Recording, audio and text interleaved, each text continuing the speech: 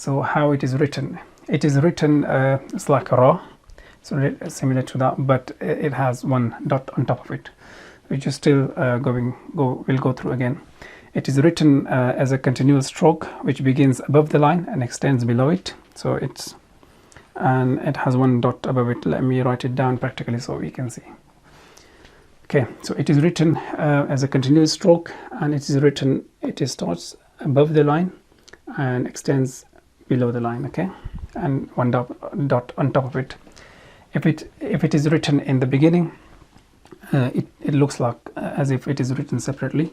Okay, there. If it is written in the middle, it looks like this,